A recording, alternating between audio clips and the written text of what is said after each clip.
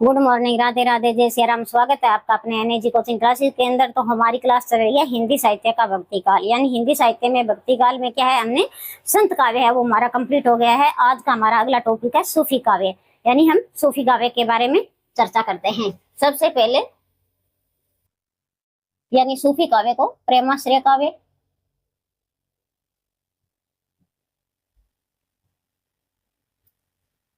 या सूफी काव्य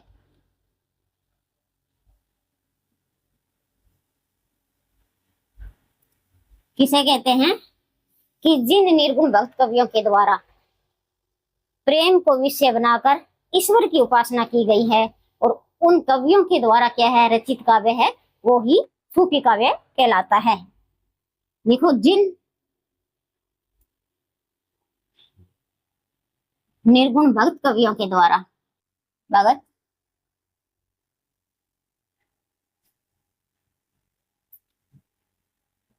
कवियों के द्वारा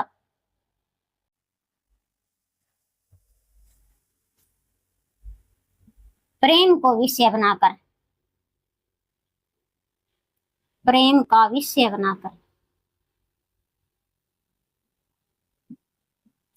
ईश्वर की उपासना की गई है। ईश्वर की उपासना की गई और उन कवियों के द्वारा उन कवियों के द्वारा रचित काव्य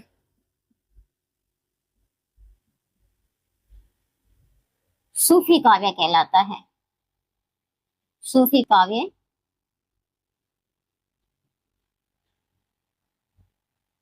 कहलाता है।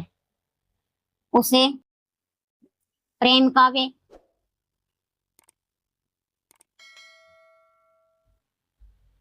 प्रेमाख्यान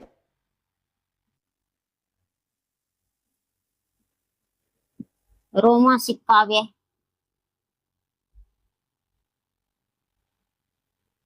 भी कहा जाता है।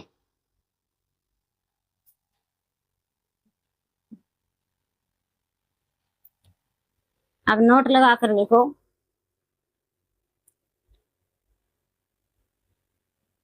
सूफी काव्य को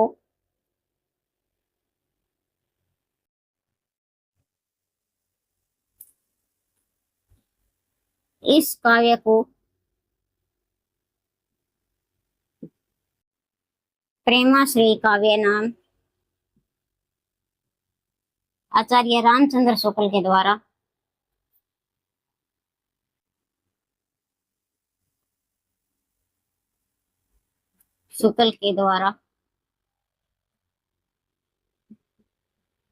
दिया गया है और सूफी काव्य नाम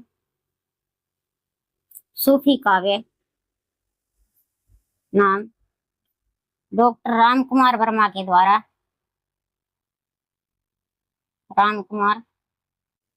के द्वारा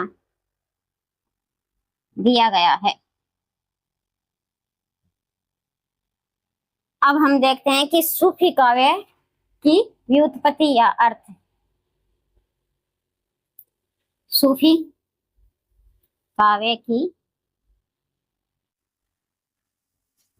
व्युत्पत्ति या अर्थ।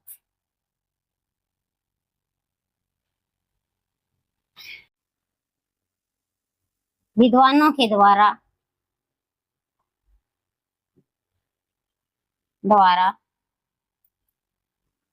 सूफी शब्द की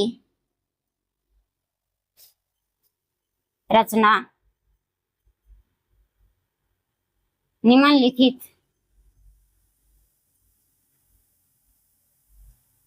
6 शब्दों से मानी है। 6 शब्दों से मानी है यानी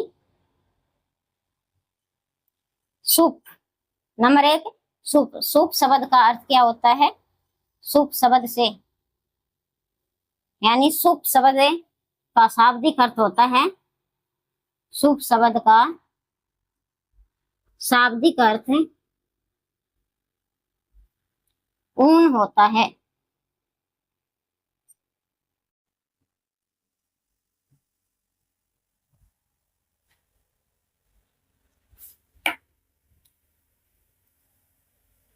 प्रेमाश्री काव्य या सूफी काव्य, यानी जिन निर्गुण भक्त कवियों के द्वारा प्रेम को विषय बनाकर, यानी प्रेम को विषय बनाकर ईश्वर की उपासना की गई, और उन कवियों के द्वारा रचित काव्य, उन कवियों के द्वारा रचित काव्य सूफी काव्य कहलाता है।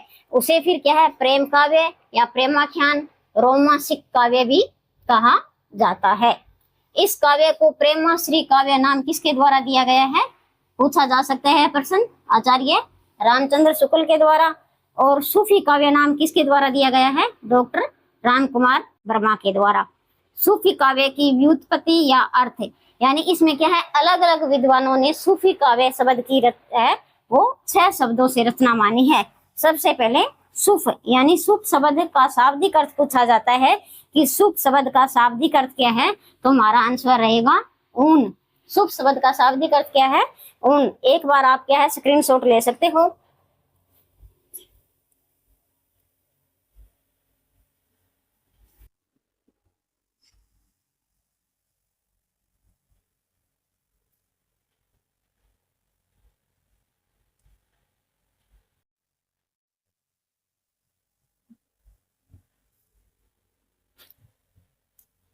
अब इसमें क्या है, जो लोग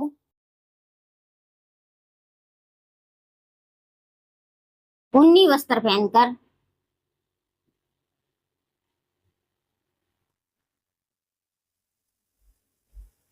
सादा जीवन जीते हैं,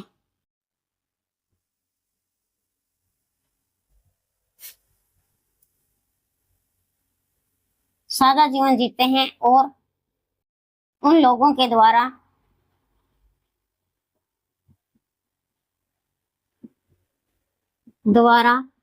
रचित काव्य सूफी काव्य कहलाता है, सूफी काव्य कहलाता है।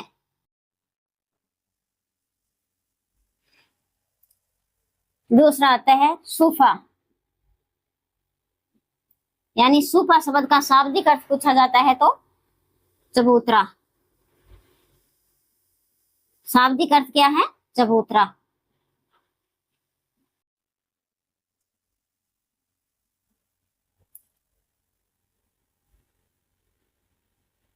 जो लोग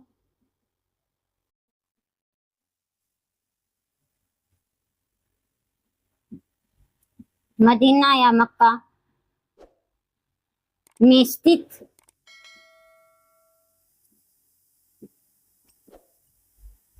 मस्जिद के बाहर बने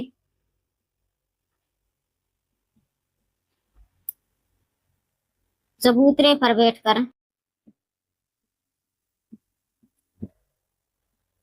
ईश्वर की उपासना करते हैं,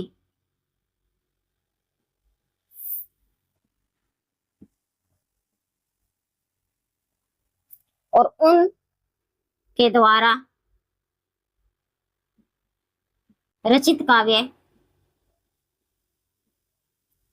सूफी काव्य कहलाता है।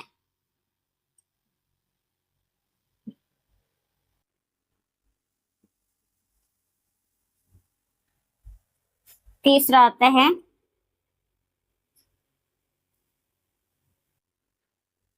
सूफी। सूफी शब्द का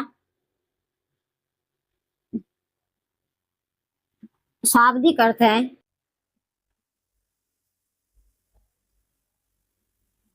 पवित्र।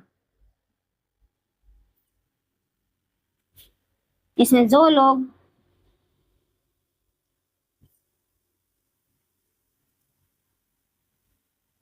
सादा जीवन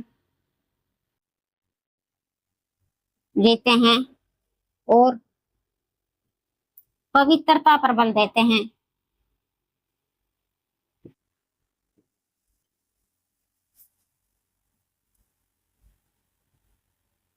उनके द्वारा रचित काव्य सूफी काव्य कहलाता है।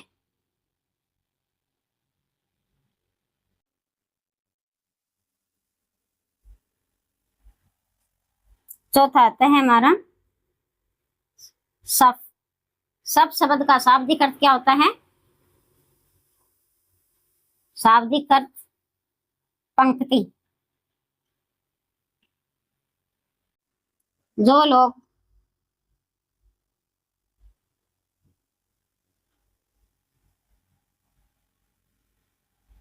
कयामत के दिन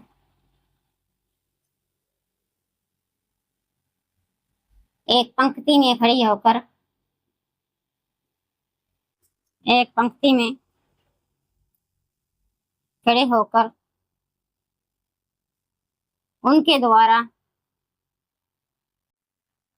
रचित काव्य सूफी काव्य कहलाता है।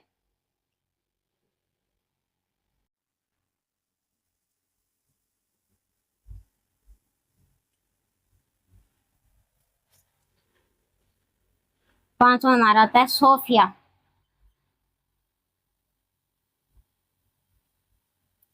शाब्दिक अर्थ क्या है? परम ज्ञानी व्यक्ति।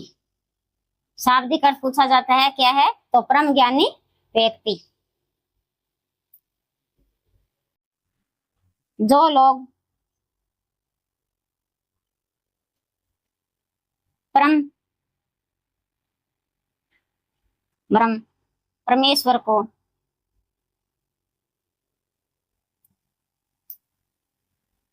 परमेश्वर की उपासना करते हैं,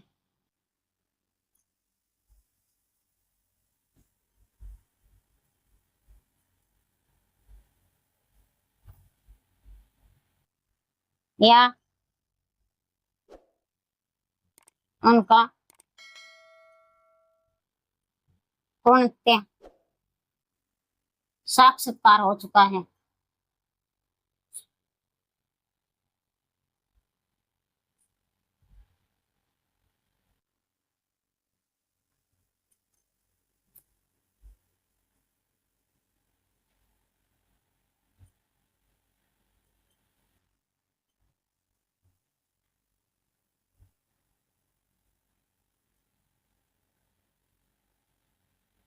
उसे सूफी काव्य कहते हैं।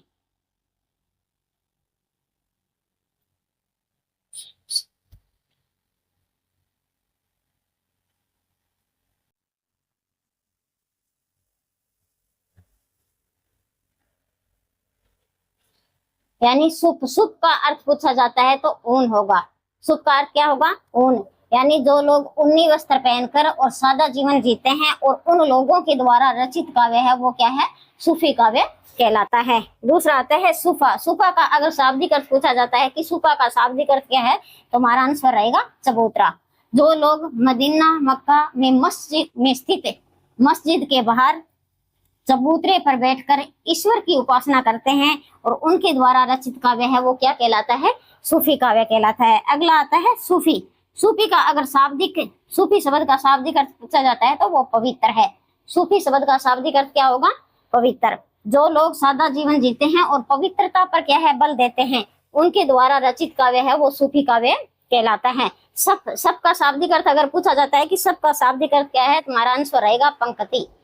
जो लोग कयामत यानी प्रलय के दिन एक पंक्ति में खड़े होकर उनके द्वारा जो रचित काव्य है वो सूफी काव्य कहलाता है। फिर आता है सोफिया। सोफिया यानी परम ज्ञानी व्यक्ति। सोफिया का शाब्दिक अर्थ क्या होगा? परम ज्ञानी व्यक्ति। जो लोग परम ब्रह्म परमेश्वर की उपासना करते हैं या उनका पूर्णतः साक्षात्कार हो चुका है, उसे ही सूफी काव्य कहा जाता है। एक बार आप स्क्रीनशॉट ले सकते हो।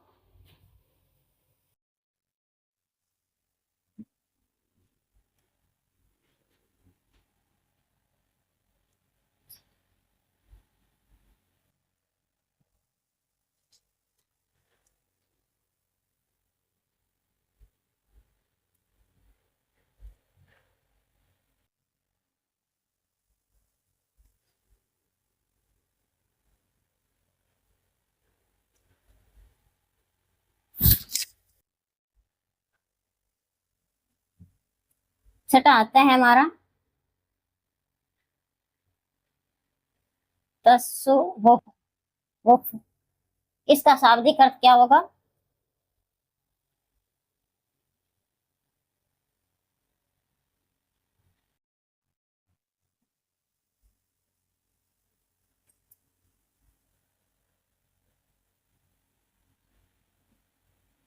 परम सत्य को जानना।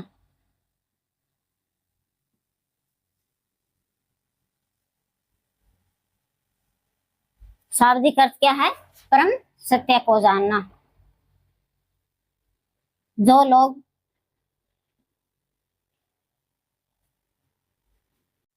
परम ब्रह्म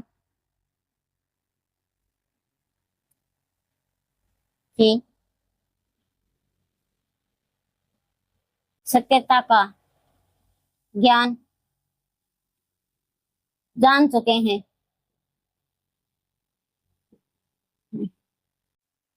उन लोगों को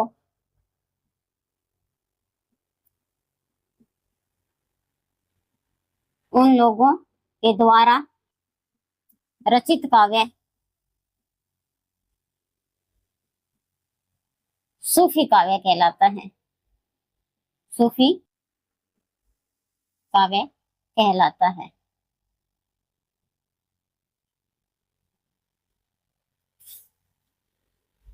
यानी तस्वुफ का शाब्दिक अर्थ क्या है कि परम सत्य को जानना। किसको? परम सत्य को जानना। जो लोग परम ब्रह्म की सत्यता का ज्ञान हो चुका है या उन लोगों के द्वारा रचित काव्य है, वो क्या है? सूफी काव्य कहलाता है। अब आगे हम सूफी काव्य की विशेषता देखते हैं। सूफी काव्य की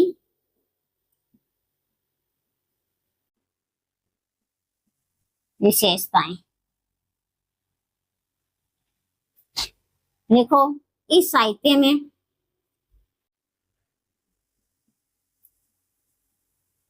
इस साहित्य की रचनाएं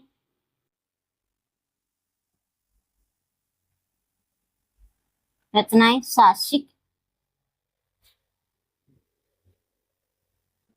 प्रेम पर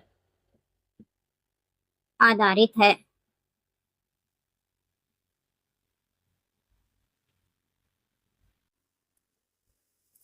दूसरी आती है प्रेम कथाओं का वर्णन होने पर इस साहित्य में श्रृंगार रस की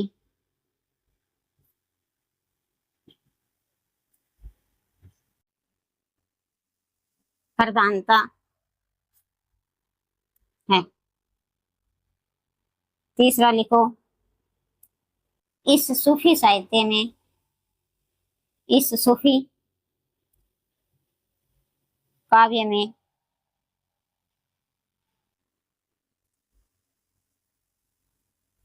लौकिक प्रेम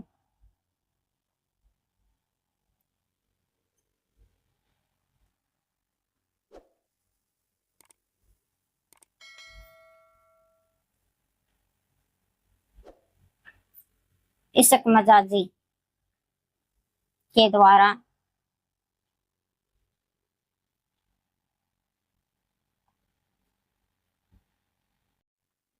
अलौकिक प्रेम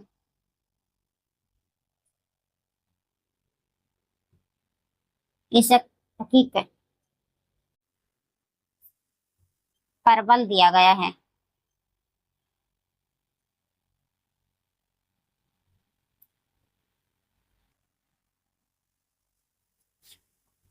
चौथा लिखो, सूफी काव्य में प्रकृति के अनेक रूपों का चित्रण किया गया है।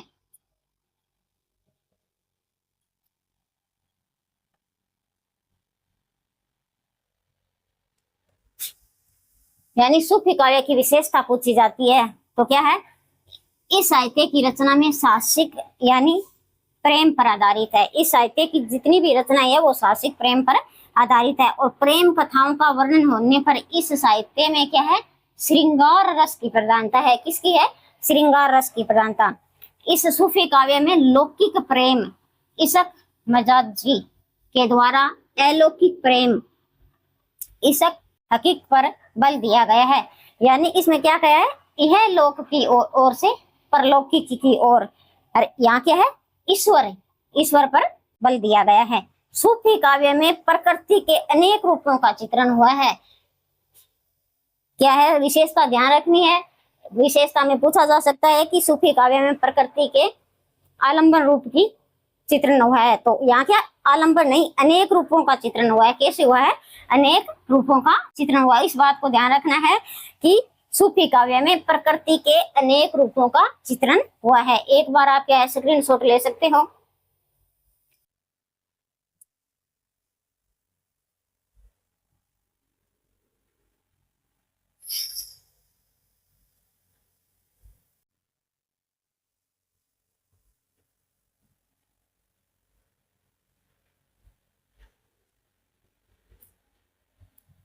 अगली पांचवी विशेषता है हमारी सूफी काव्य में, सूफी काव्य में भारतीय लोक संस्कृति और लोक जीवन पर प्रभाव पड़ा है, लोक जीवन का प्रभाव पड़ा है।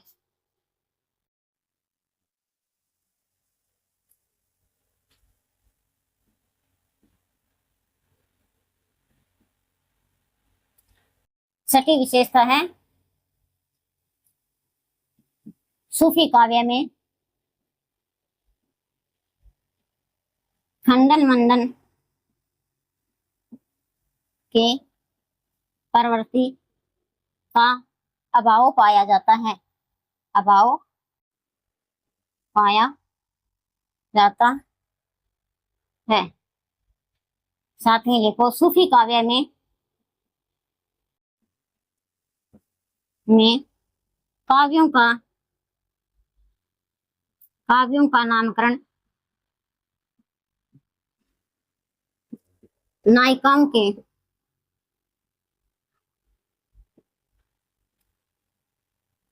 आधार पर रखा गया है,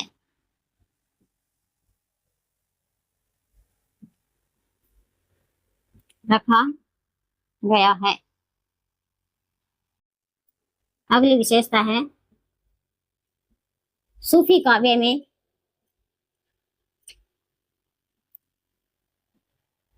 कथानकों का नाम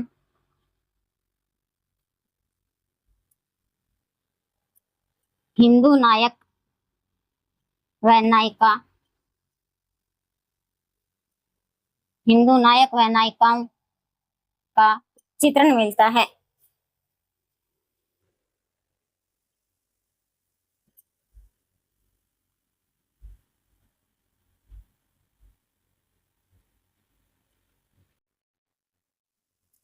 परंतु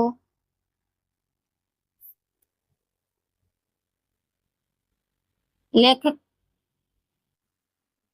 मुसलमान कवि हैं, लेखक मुसलमान कवि हैं।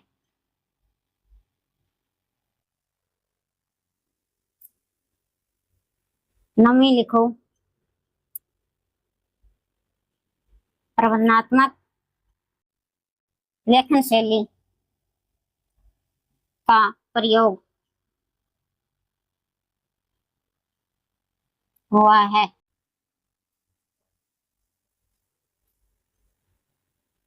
दसवीं है नारी के अपूर्व शौर्य का वर्णन, अपूर्व शौर्य का वर्णन। 11वां है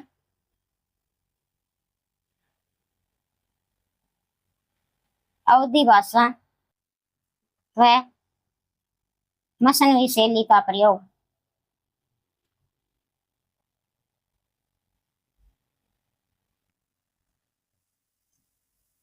का प्रयोग।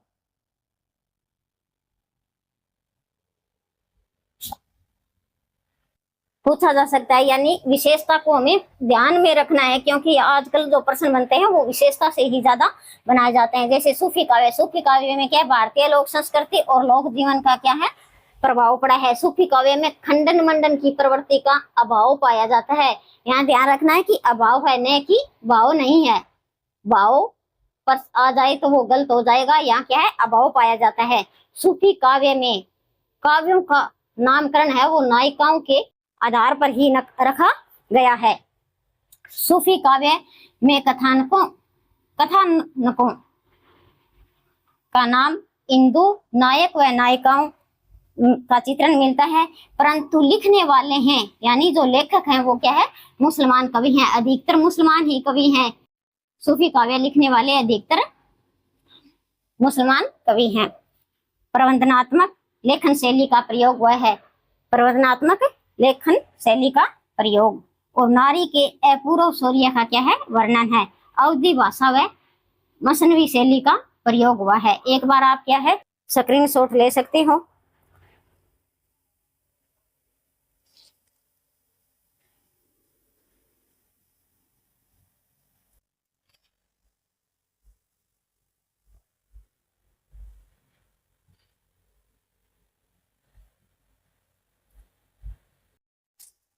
अब देखते हैं कि मसनवी शैली क्या होती है। नोट लगा कर लिखो,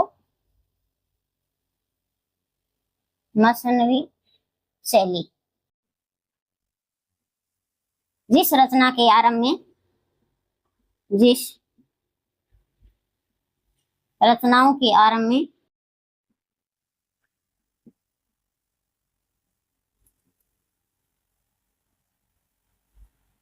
ईश्वर की वंदना,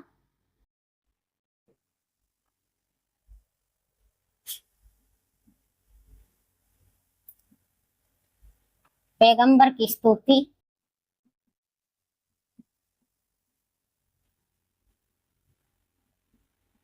और सहायक की प्रशंसा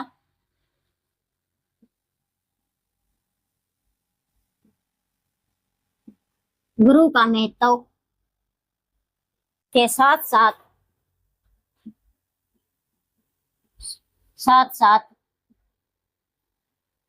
कवि अपना खुद का परिचय देता है।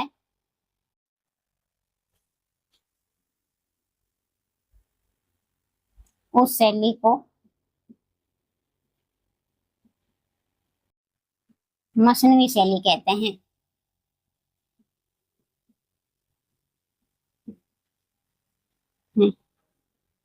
जिस रचना में 5 या 7 चौपाई प्लस एक दोहा या शोर था,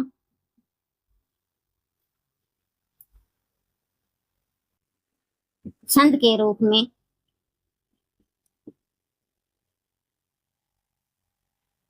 लिखी गई हो, उसे क्या कहते हैं, मसनवी शैली कहते हैं। अब देखो सूफी काव्य में जो रचनाएं हैं,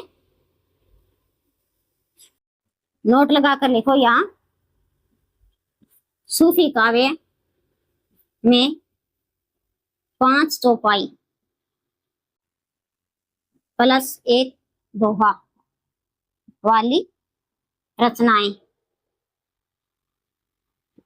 कौन कौन सी रचनाएं हैं?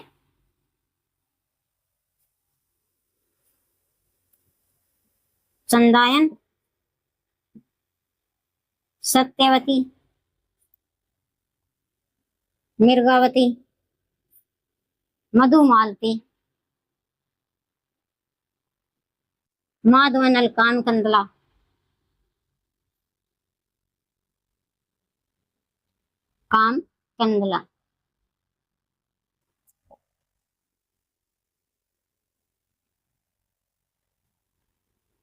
इंद्रावती।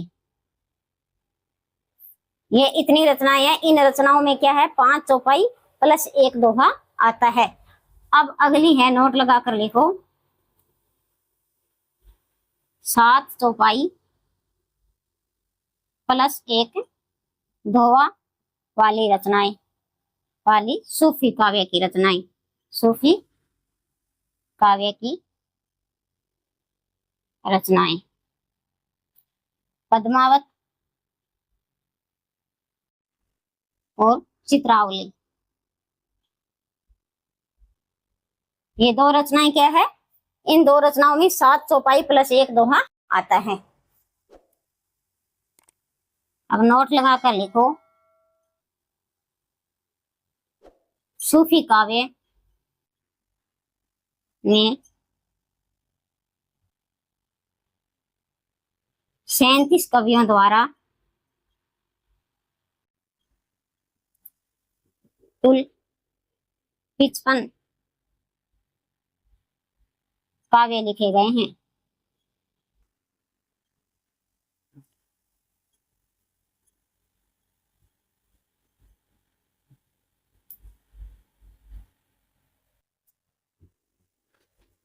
सर्वाधिक प्रेमाख्यान काव्य लिखने वाले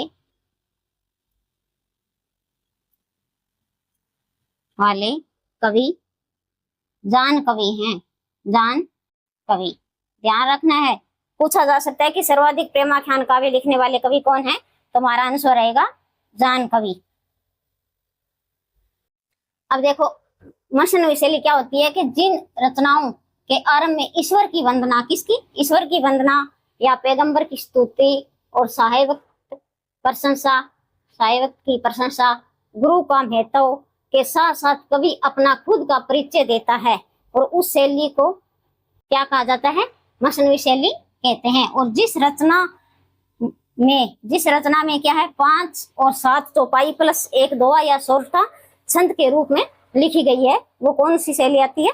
मसनवी शैली। यानी सूफी काव्य में 5 चौपाई प्लस एक दोहा वाली रचनाएं पूछी जाती है, तो हमारा आंसर रहेगा चंदायन, सत्यवती, मिर्गावती, मधुमालती, माधवानल, कामकंदला और इंद्रावती।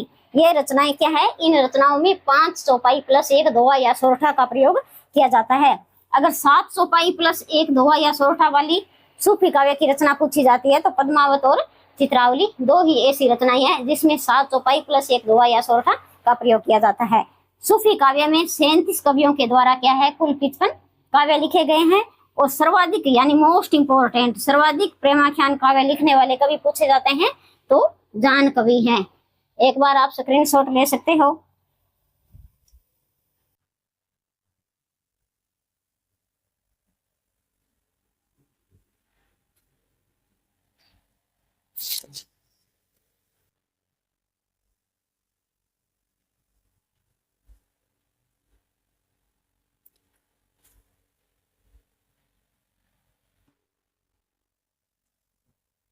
अब नोट लगा कर लिखो,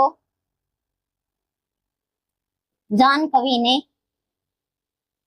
कुल 78 काव्य लिखे हैं। कितने? 78 काव्य लिखे हैं, जिनमें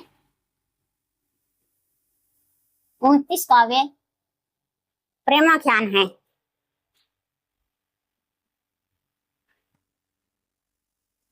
काव्य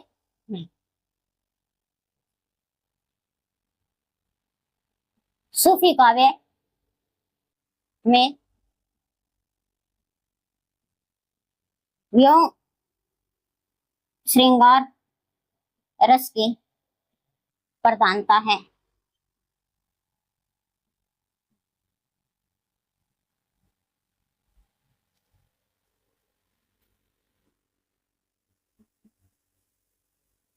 सूफी काव्य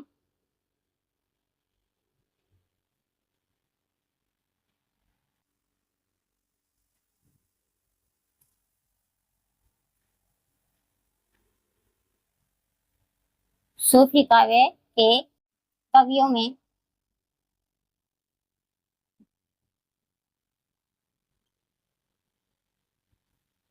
इस्लाम की कट्टरता,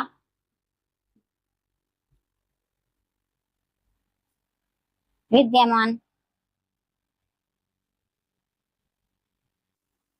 नहीं थी, परंतु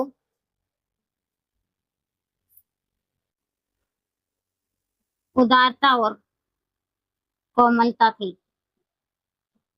कोमलता थी। अगला लिखो, सूफी काव्य में आत्मा को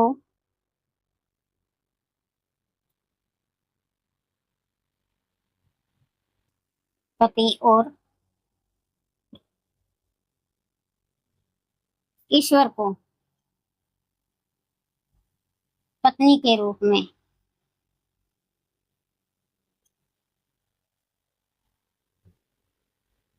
माना है, जबकि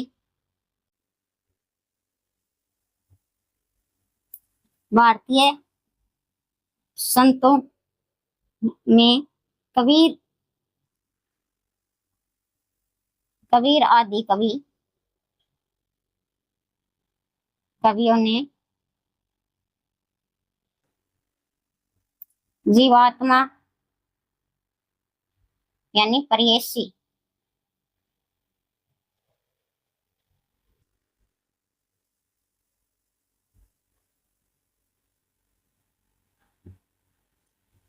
स्त्री और परमात्मा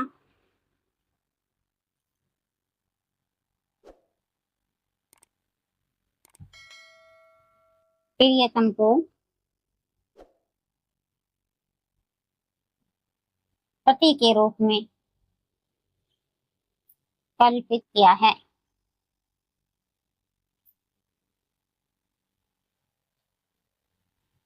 तो सूफी काव्य में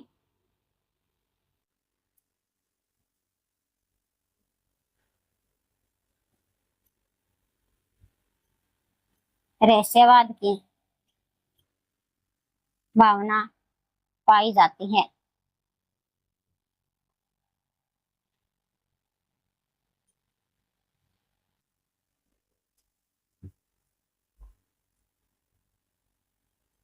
सूफी काव्य में एक महिला कवयित्री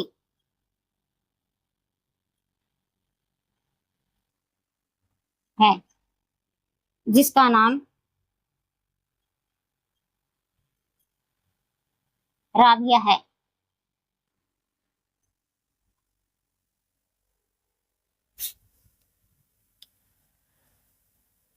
यानी जान कवि ने कुल कितने काव्य लिखे हैं?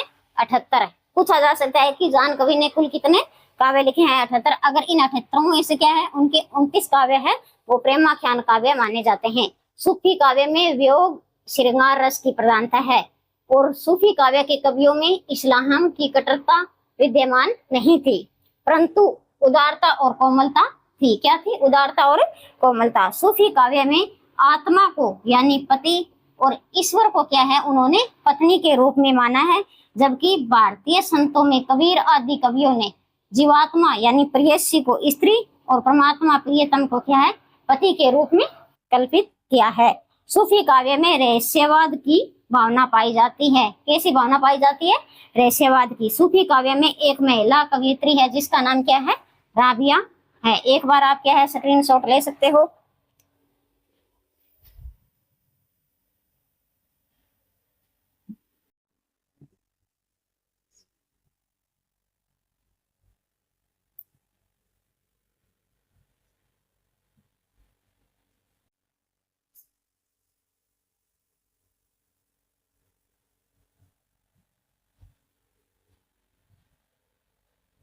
अब नोट लगा कर लिखो।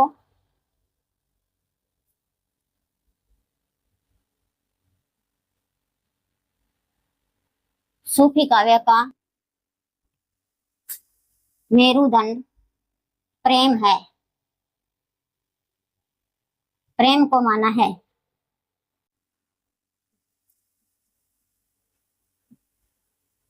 सूफी काव्य और संत काव्य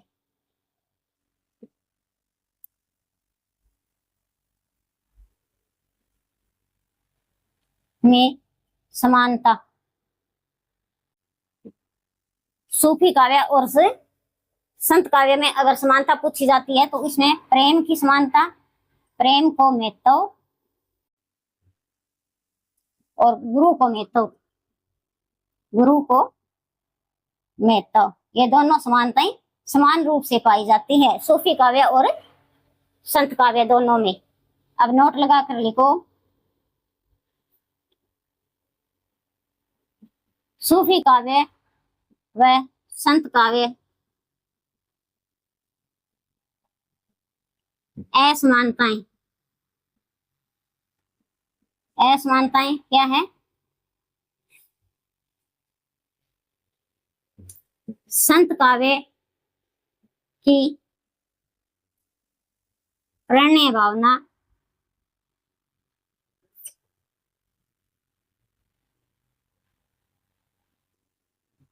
विशुद्ध भारतीय थी, जबकि सूफी काव्य में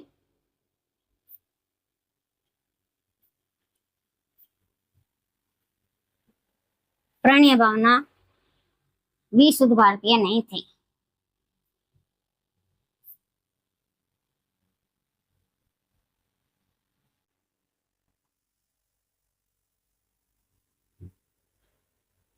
एक लिखो नोट लगाकर, सूफी काव्य में पुस्तकीय ज्ञान की अपेक्षा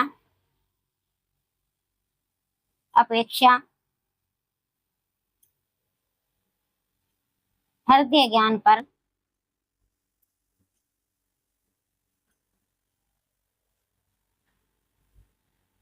बल दिया। सूफी काव्य के काव्यों में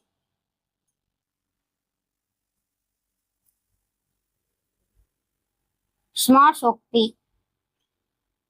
अलंकार की प्रधानता है।